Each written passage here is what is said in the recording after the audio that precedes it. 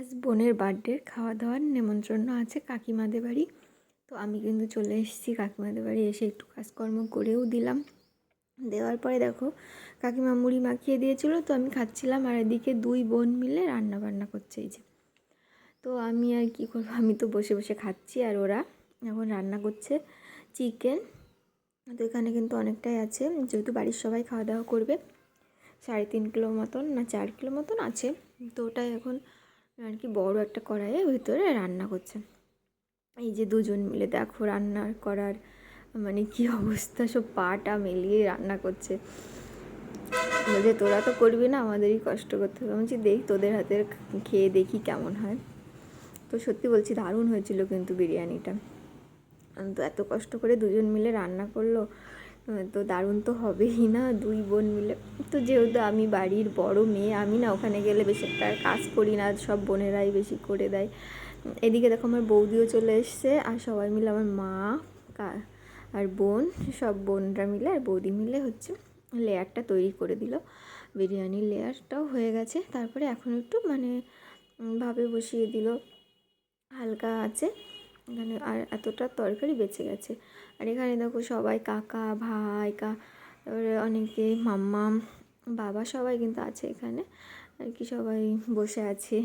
এবার তো খেতে হবে, অনেকটাই রাত হয়ে গেছে, তাও 9:45 বেজে গেছে জানো তো। এইদিকে দেখো সবাইকে কিন্তু খাবার দিয়েও দিচ্ছে আর কি, দেওয়া হয়ে গেছে প্রায় ওদিকে। এদিকে দেখো সবাই বসে গেছে, আমার বাবা ভাই কাকা মামামের পাপা মাম্মাম সবাই বসেছে।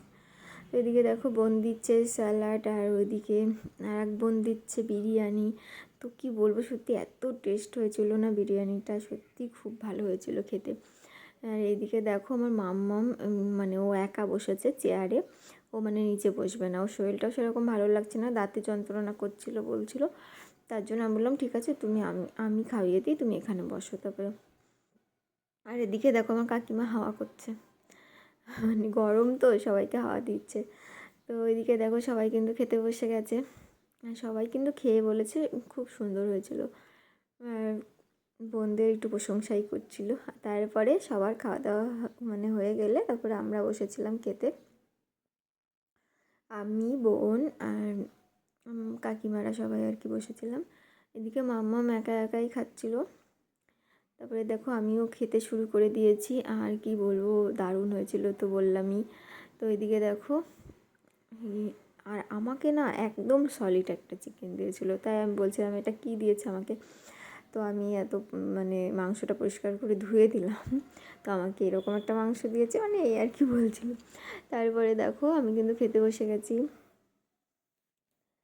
খাওয়া দাওয়া করে তারপরে আবার কালকে যেহেতু বাড়ি চলে যাব, তার জন্য একটু মনটাও খারাপ খারাপ লাগছে, ভালো লাগছে না।